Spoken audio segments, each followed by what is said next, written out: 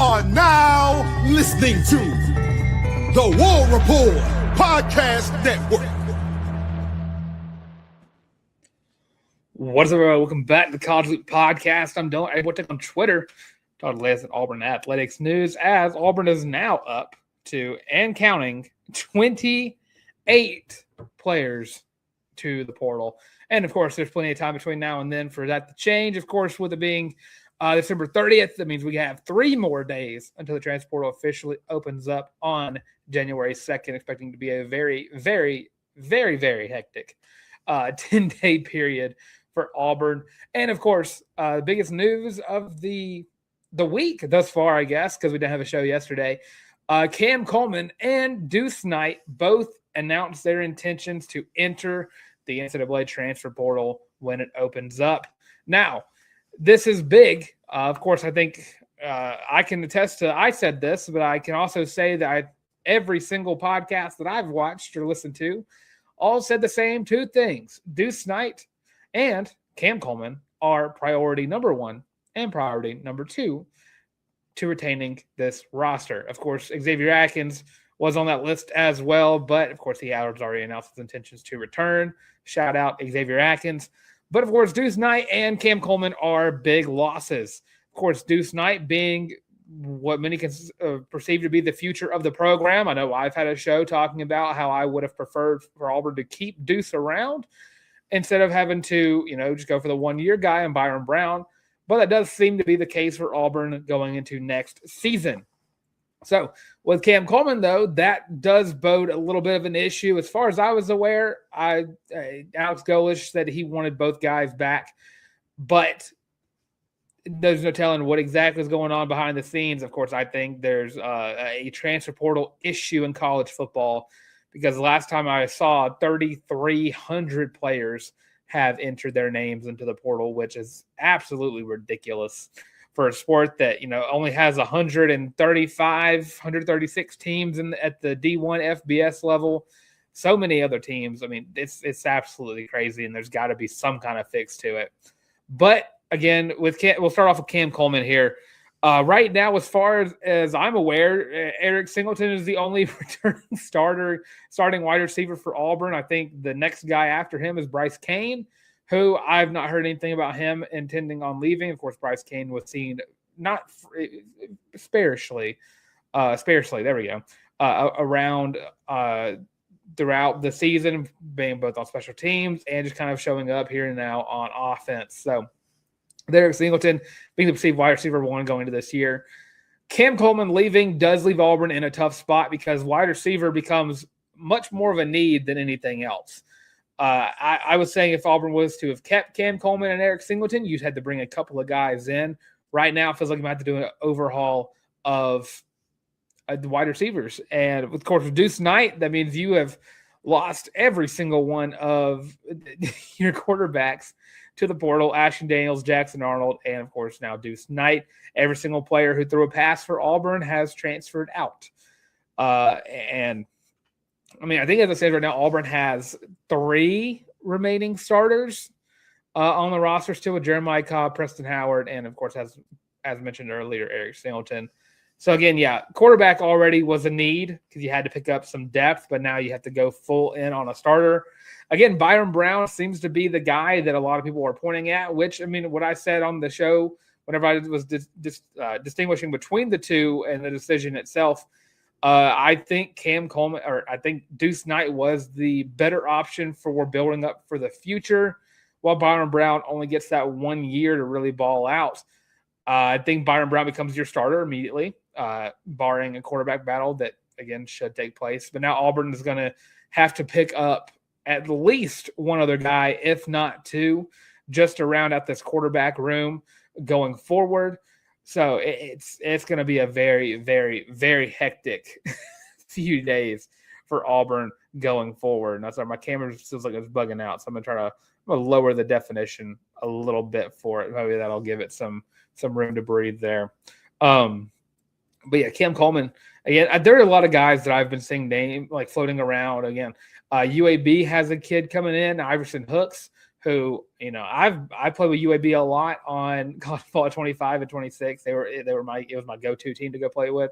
And Iverson was always a reliable target, which just looking at his stats from last year, dude's an absolute beast. Would not be opposed to picking up an absolute very talented in-state wide receiver out of the portal in that regard. But again, with this, it does beg the question, what exactly will be the mentality going forward? Of course, Alex Golesh understands that he wants to win, and he wants to win pretty soon. He talks about the decision-making process. It'll be a lot easier going into year 2 and beyond. But, Byron Brown, you can't really waste a year for him. He is a very talented quarterback. Again, 3,000 yards passing, 1,000 yards rushing is nothing to bat your eyes over. But, again, he's an extremely talented guy, and it'll be very tough to, bring him in on what is a rebuilding year, and what is going to be a perceived down year for Auburn.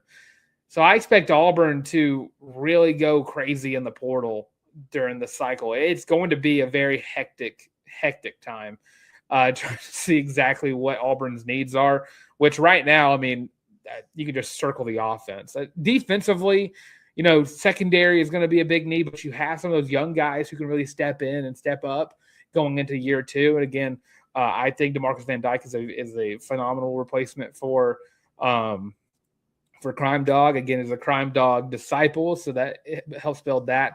D-line is going to be a need as well. I feel that you really need to load back up on the guys you're losing. Of course, with Bobby and Malik Blockton both heading out, Bobby to the NFL, and of course, Malik Blockton entering the portal as well. Man, it is the modern era of college football is something to behold. Hopefully, it does not last this long going forward. There's got to be something done about the influx of players entering the portal. Again, Auburn up to 28. Secondary, again, Kyan Lee and Jalen Crawford both entering the portal as well. Linebackers, you're losing Robert Woodyard, being your biggest loss in that linebacker core. But I believe DeMarcus Riddick and Xavier Atkins are going to be your building blocks going forward. That is a really, really good pairing. I just hate that the injury for DeMarcus Riddick kind of knocked out what we could have seen going into last year. It's insane. It is absolutely insane. I can't say that I wasn't expecting. As soon as I heard the Cam Coleman news, I pretty much knew Deuce was going to follow shortly behind him. And again, I don't know exactly what led to it. And again, that's something that only Cam Coleman, his family, select groups of people, and his agent know directly why. As far as I was aware, Auburn was going to be willing to pay him whatever he wanted to really keep him along. But on the bright side of it, I hate losing Cam Coleman. Believe me, it is. And again, I never want to bash players for trying to better themselves, unless you go to Alabama or Georgia. But Cam Coleman gave everything for Auburn, so I wish him the best of luck. But on the bright side of the transferring, it does free up a lot of NIL space Auburn can, utilize for roster building. Auburn has to do a lot of that going into this offseason. Again, as I mentioned earlier, there's only 3 starters remaining from this offense. Do you have a lot of depth pieces that are out?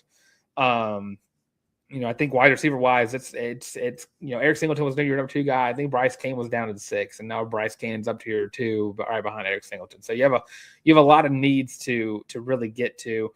As for the freshmen, I don't really know exactly which ones are really seen as the guys are going to see day one. I think Deshaun Spencer really stands out as a guy who could really appear early.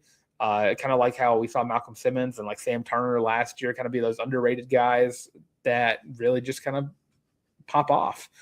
And again, this class now in the top 30, I think it's at 29 as we stand. And it's going to be a big question mark going forward. I don't want to ever say Auburn's going to be on the fringe of being, bottom of the SEC.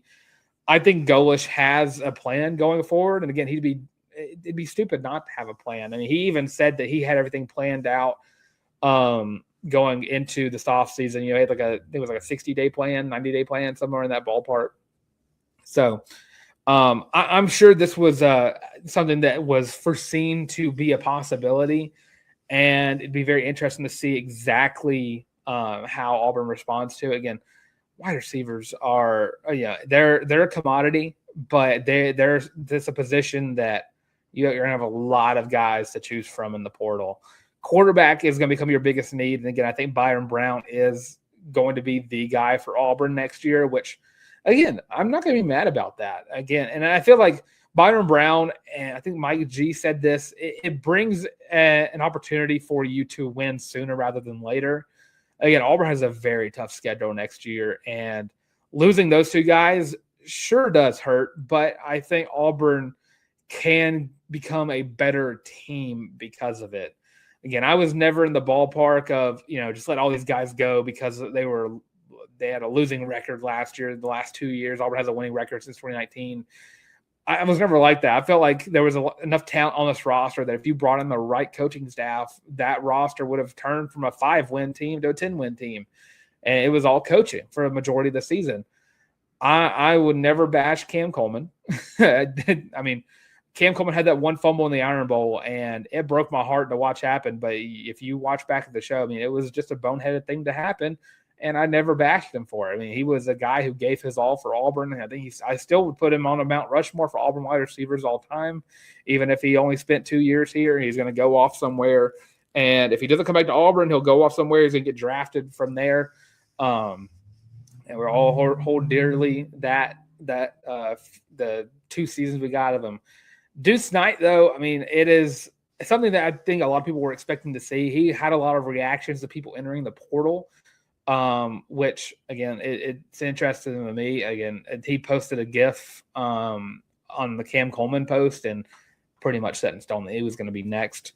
So, again, he had that Mercer game. And, again, as far as I was aware, Golesh was all in on trying to keep Deuce and Cam around and try to build around them going forward. Who knows what goes on behind closed doors anymore in college football.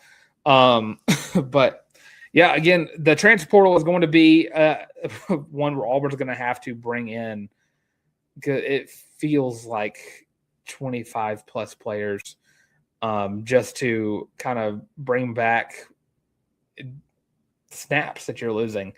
You're going to have to bring in a whole new offensive line almost, minus a few guys, unless how you feel about the younger guys going forward. I mean, Kel Ellis, I feel like can be a very talented center. And again, he looked the part for the majority of the snaps whenever Connor Lew got hurt. But again, just the freshman mistakes, and, give him a year, give him an off season, and he'll probably be right up there with Connor Lew in terms of how good he is. But the wide receiver core is going to need a lot of TLC. Quarterback room, you're going to have to get you some very solid backups for Byron Brown. Again, somebody comment, and I remember I can't remember who exactly made it, but you have to have you have to have at least 2 starting quality quarterbacks, which, again, that's a tough ask going forward. And again, Auburn only brought in one quarterback in I'm gonna say it right. Rise Brush, USF guy, 3-star out of Florida. So flipped his commitment. It's just gonna be hectic, man. It's hard to give it a good analysis of what exactly to expect, because, again, the portal is just gonna be. It hopefully doesn't get this crazy every year, but again, it's just an influx of players going into the portal and hoping to the Lord above that they find a place that'll take them back. Again, I made this comment that, you enter the portal without a plan, and grass isn't always greener. There are going to be places that don't want you. And if you're not for that and you try to come back, I mean, those coaches don't have to accept you back with open arms. You want to prove yourself again. If you transfer out, then, have to come back. So I do hope a lot of those players, and again, a lot of people talking about agents in college football. I really hope it's not just agents doing a lot of this just to wager some more money, because at some point you're going to get a lot more Josh Heupels, and you're going to start getting a lot of people who are going to be wasting their college careers strictly just because they wanted to chase money instead of, actually developing. I think I love NIL. I think NIL is a perfectly fine thing to happen. I think that college players should get paid for the name, image, and likeness. But when college becomes about chasing the money instead of, chasing the NFL, where the real money is, that feels little conceited to me. Hopefully a lot of these guys aren't just transferring out strictly just because they're getting a bigger paycheck from somewhere else. Because to a certain extent, I can understand it, but to another extent, I'm like, dude, if you're good enough and you stay there and you get better, you're going to go to the NFL and you're going to make that money too. I mean, it's all about hard work, and man, it's just it's a wacky time of college football and just college sports in general. A lot of these guys, John Calipari talked about it too, with guys who are just kind of transferring around, just going to the next paycheck, and then they don't have a college education anymore. So a lot of players in the NFL really wish they would have spent their money a lot wiser. So I don't expect this to be the last guys to enter the portal for Auburn. Again, there's probably a lot of guys who are waiting around for it to finally open up. 28 is the current number, which, again, I felt like it was going to be a pretty hefty number, but I don't think I was thinking 28, possibly even more. As far as I was aware, I think Auburn's like the third most transfer out program right now, and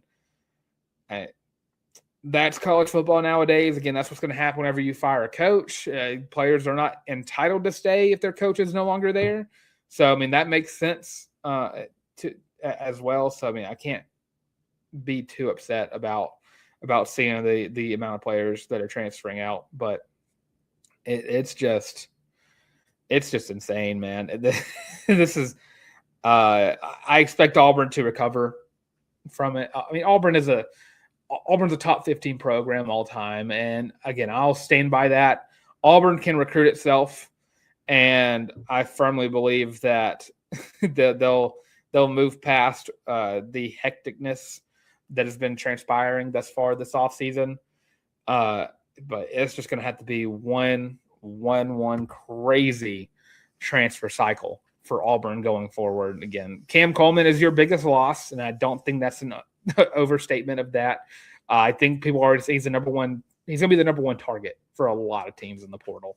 I think Texas is going to be in the mix. I mean, Ohio State's going to try to bring him in. Again, Ryan Day has been very heavy about bringing these portal guys in. LSU will probably try to get him in. And again, after that, I mean, Malik Blockton's a big target. Morris Williams, Jay Crawford, Kyan Lee, a lot of those guys. I mean, it's going to be a very crazy few days of watching that happen. So, yeah. That's pretty much that. Let me know what you think, comments below. What do you think about the transferring of Cam Coleman and Deuce Knight? Are you angry about it? Are you, again, I think people are rightfully okay to be upset about it happening. I will firmly say don't put it on Golesh. I don't think this is Alex Golesh's fault. I think he tried what he could to get these guys to come back. And again, if it's not there, it's just not there. It's college football nowadays. It's just going to happen. Just wishing the guys best of luck. I just hope it's not all for money, if at all money. Best of luck unless it's Bama or Georgia. That's the best I can really say. Who are your top portal targets for Auburn? Again, Byron Brown is going to be numero uno on that list strictly because Auburn needs a quarterback because you don't have any on the roster right now. You don't really have a roster at all with 28 players out. I'm going to put this out there. My prediction for the transfer portal is for Auburn to have the number one class. I firmly believe Auburn's going to have the number one class in the portal. And if that's because of numbers and bringing in quantity, sure, but quality, I expect to get a lot of quality players that want to build Auburn up. And again, Auburn is a household name, as they should be seen as. And it's been a very rough, 6 seasons?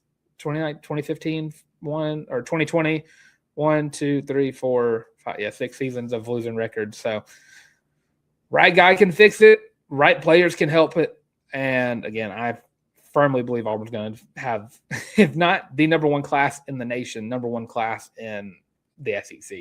It's going to be a very crazy cycle. So, we'll have a quick little break. Other side of the break, we talk about Auburn basketball and their win over Queens last night, getting ready for SEC conference play. We'll have the preview, though, on Thursday.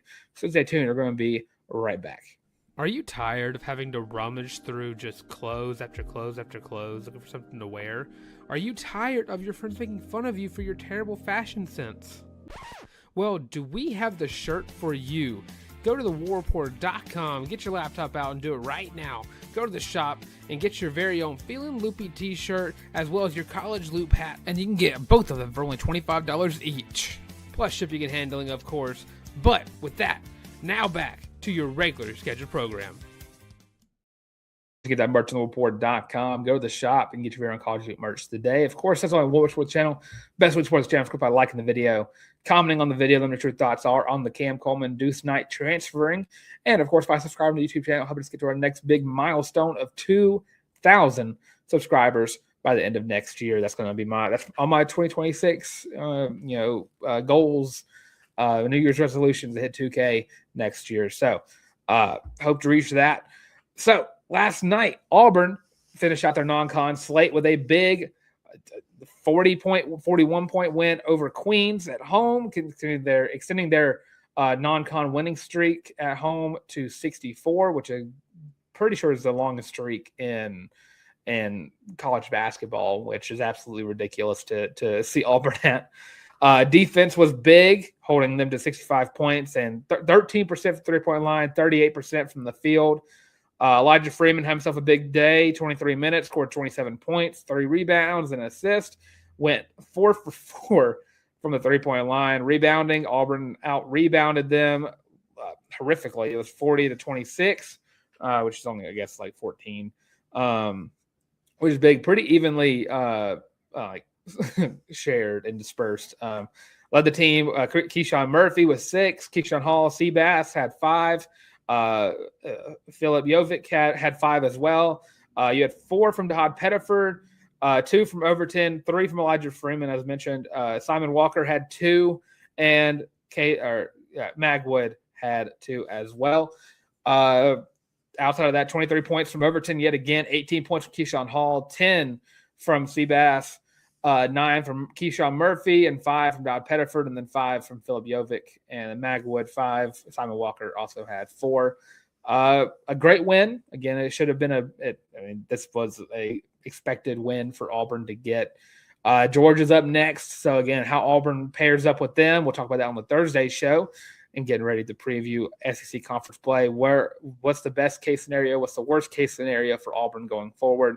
Again, this is a big win for a team that needs confidence going forward. Stephen Pearl has even mentioned several occasions that this is a tested team and a battle-ready team. There's not a team that has played more difficult opponents in their non-con slate than Auburn has. I think Auburn's 4 losses were to teams who have all had the number 1 ranking since the beginning of the year. So absolutely crazy schedule that Bruce Pearl set up for this team. I think Auburn will get better for it. Again, there are key weaknesses with this team. It's height and rebounding. And if Auburn can just find a happy medium between small ball and playing how they want to play, you got it there. But the scoring's there. Elijah Freeman, dude, if he can have nights like that often with 27 points, that would be awesome. Kevin Overton is really starting to emerge as a top target. Dude shot 5 of 7 from the three-point line. Again, if it's just rebounding. And again, Todd Pettiford isn't lining up the box score, scoring-wise, only shot 1 of 8 from the field, but he had 9 assists, which is, I'll live with that. So can't wait to see how Auburn pans out going forward in SEC play. This is still a tournament team. Again, quality losses are a big thing. Again, even those big ones, I think Auburn probably played the Final Four. So I expect them to get better. Going forward, it's going to be big for Auburn to really see what Georgia can be. I think Georgia is not rightfully ranked. They haven't really played anybody, so it'll be interesting. Maybe Auburn can get another top 25 win to open up SEC conference play. So we'll preview that on the Thursday edition of the College Loop, as well as going over, ceilings and floors for Auburn SEC play going forward. So stay tuned for that on Thursday. That's going to do for this. That's going to do for this time of the College League podcast. I meant to have this up a little sooner, but luckily I didn't because a Deuce night thing going to happen while I was out with my fiance. So, this is pre-recorded if you were unaware. So We're going to get out of here. Thank you, everyone who's already tuned in to Scott McCautry Podcast. Thank you, everyone who has liked the video, comment on the video, and subscribe to the YouTube channel. Thank you to everyone who has already done that as well, or will do that in the future. With that being said, we're going to go and get out of here. Thanks for tuning in to Scott McCautry Podcast yet again. And as always, War Eagle.